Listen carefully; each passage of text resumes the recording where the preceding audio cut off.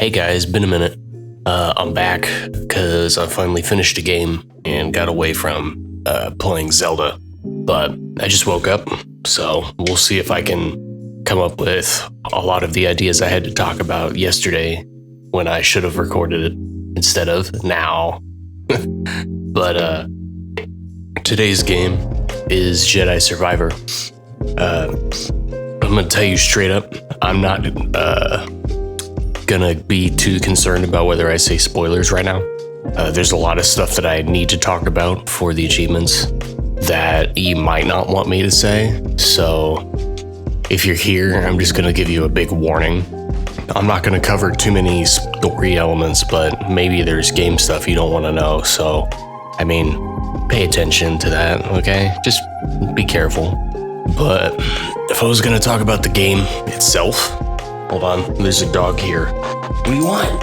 What do you want? Sit. Be quiet. I'm trying to do a video. But the story I really like, actually. I think it was fun. I think the problem... Okay, get down then. Jeez. This dog. The story, I don't know. I like it, but I don't really know for sure how to feel about it. It's like... it seemed like it was going to be really simple and straightforward with how things were going to go. And you get about halfway, and it does what I would have to say was a really predictable move, because I thought it was going to happen, and then it took so long to happen that I started to second guess it, but then it did anyway.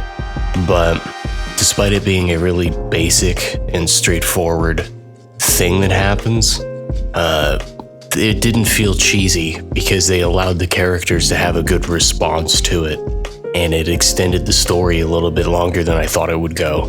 And I actually think that was good. I think they did it a good way. I didn't have any problem with that. If I wanted to say a spoiler that I really appreciate that this game did, it's that the marketing for it implied that Cal was going to start the game in like a really bad position, like he had been captured, and that I thought it was gonna do a typical, second game thing where he got captured and then they like remove all of his abilities so that you have to play the game, from scratch again and get a lot of your abilities back. Because I don't know, maybe he spent the time in prison. That's what it implied it was gonna do with the trailers and the marketing, but that was a big old gotcha, because that was not the case at all. And not only do you in fact start the game with all of your previous abilities from the first game that you just have outright, you just have them, but you have more, which I don't really think you see that a lot in games like this, because they just gave you every single ability right out of the gate that you used to have. So everything that you wanted, the dual-bladed lightsaber, for example, you just have it. You have force push, you have force pull. You have a lot of stuff that I thought you were going to have to unlock. I thought that they weren't going to make it like an actual sequel game, and they just made those the base mechanics. You don't even have to go get like the splice for doors for BD1. Like he can just open splice chests by default, because this is a sequel game. You were able to do it before, so now you can do it again, because why would he lose that ability? Which I thought was really good. I thought that was really clever. I really like the main hub world of Kobo. I like that a lot of the things from the first game were actually addressed. Like, they have fast travel between the meditation points now, like I wish they had the first time. It even went so far as that I thought it was funny that they have different chest opening animations, because the first game only ever had the one chest opening animation, which got weird after a while. It did. This has a lot more character customization. My orange lightsaber is not a pre-order bonus. You can just have that now. I really, really like the lightsaber customization this time. There's so much that you can do to it to make it much more personal. I really appreciate that they have that. Overall, if you liked the first game, this is that game and better, I think. I like all of the improvements. I think it feels better. I think it's just as good, if not better, overall. It's going to be a difference on, do you like this story more than you like the first game's story? Because I feel like the first game's story was just rock solid and worked because it was a tried and true, point A to point B on character coming up. And I think this one took a little risk and it played a little bit with those rules by having you start as a badass and just continue to get better. But I don't know. If you did like the first game, I think you will really appreciate this game. But it's also I have to mention that it's been a long time since I've had a game crash this often, and I'm playing it on PC. If you played this on PS5, or I don't know if it's on Xbox, but if you played this anywhere but PC, it's probably going to run for you, no problem. But on PC, out of the gate on launch day, this thing ran so poorly that people were basically going to boycott it. If you're watching the video when I posted, I bet you knew that. But I don't know, I need to explain it. It was just so disgustingly optimized that it wouldn't run.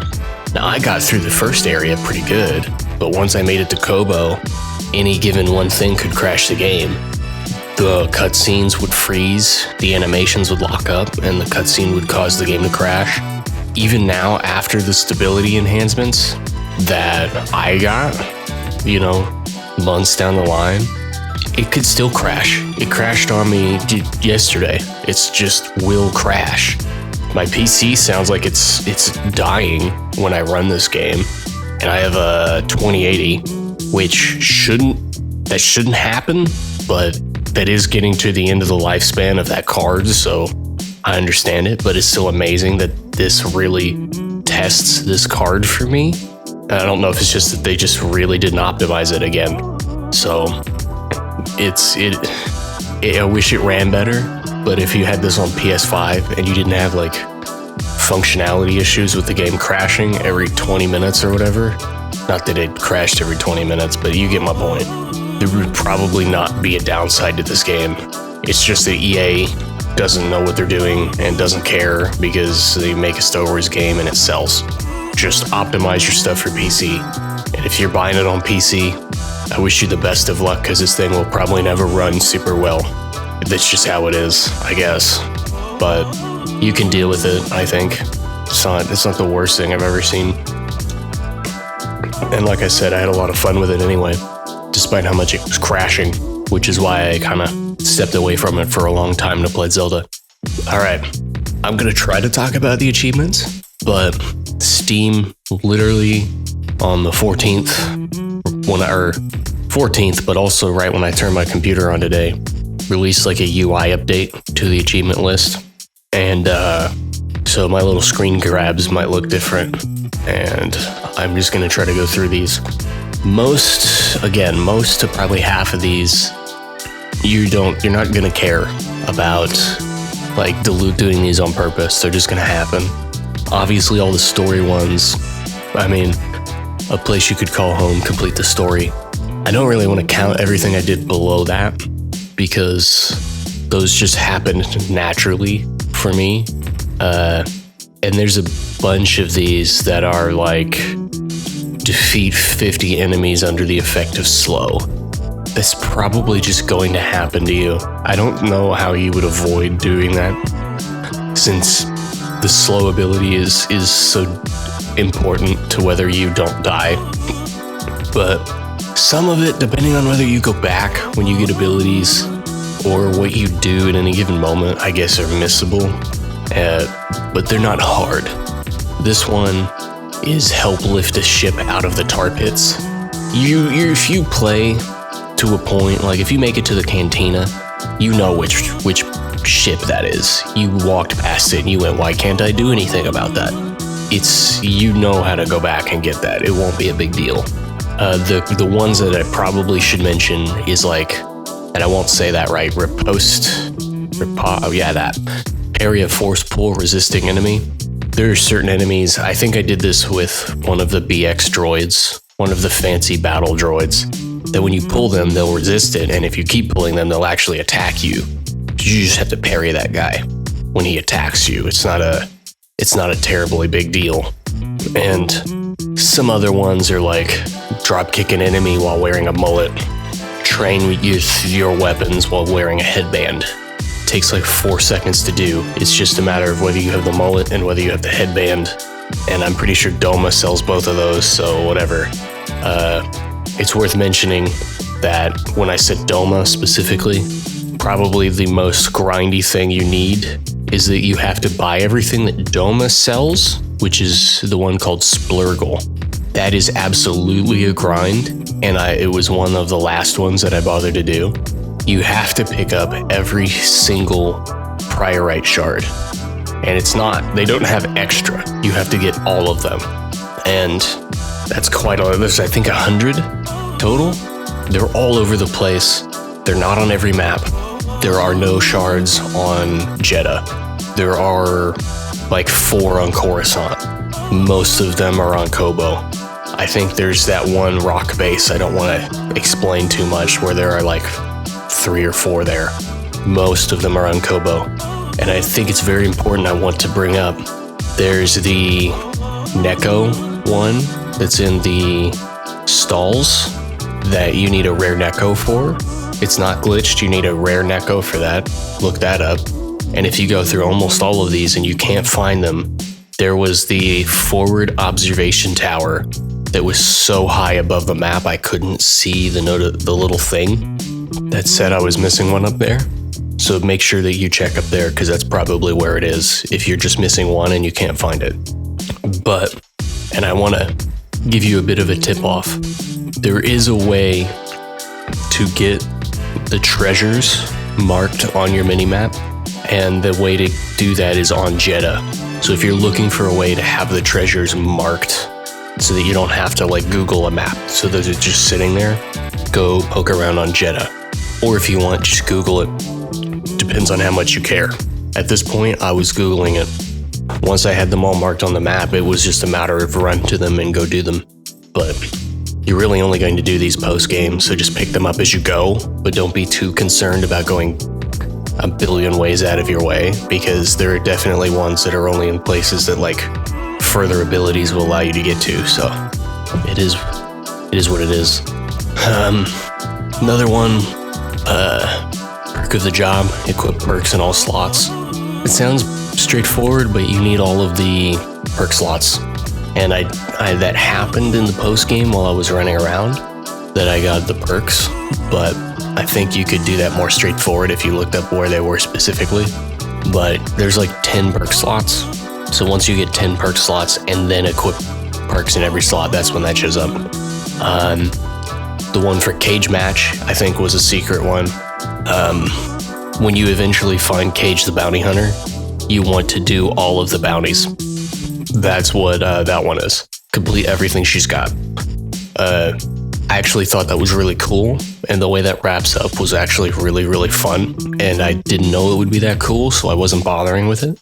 If you're just playing the game and you're doing the story, by the time you get her to show up, take a little bit of a break and go kill those bounty hunters for her, because I thought that was a lot of fun, what they did with that. So definitely do a little bit of those. And here's another one for a presence I've not felt since. I don't remember exactly where this... No, wait. Yeah, I do.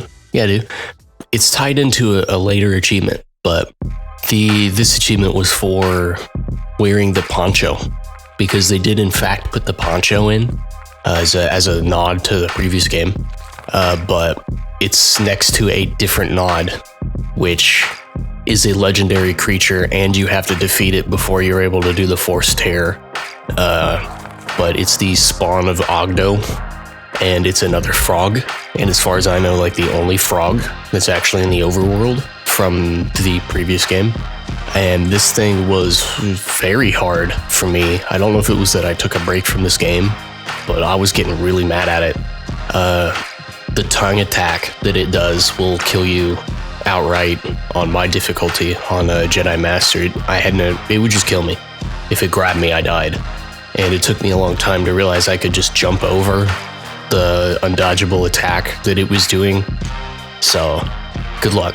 If you gotta find the frog, and then you gotta defeat the frog, and it is a legendary enemy, so you eventually have to do it anyway. You can't really dodge it, so you just kind of get a lot of birds with that one stone. But yeah, let me lead that into the Force Tears. Whatever one is the Force Tears. Where did I put that? What is the name of okay, Blood, Sweat, and Tears. Haha, that's funny. There's a bunch of alternate challenges that are all scattered throughout the map as tears, and they're worth doing, but odds are you won't be able to complete most of them until you finish the game. There was one I had a lot of trouble with halfway up the game where you have to defeat 150 battle droids, and I had to go back and do that, but there were two, I think, that I had to lower the difficulty for that were just terrifying. When I saw it, I was like, no, I'm not going to spend 3 days on this. I'm going to have to come back to it, which was, there's a second one after you defeat the son of Ogdo that spawns in Doma's shop, where you have to fight both Ogdo Bogdo and his son at the same time. So both of the boss frogs at once. And I just said no thank you. As soon as I saw it, I'm not doing that.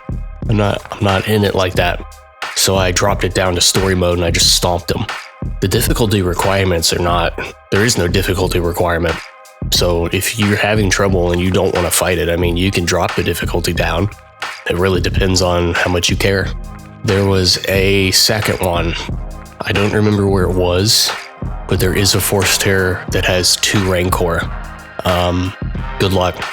Good luck with that. That was the other one. I dropped the difficulty down as soon as I saw 2 Rancor. I went, no.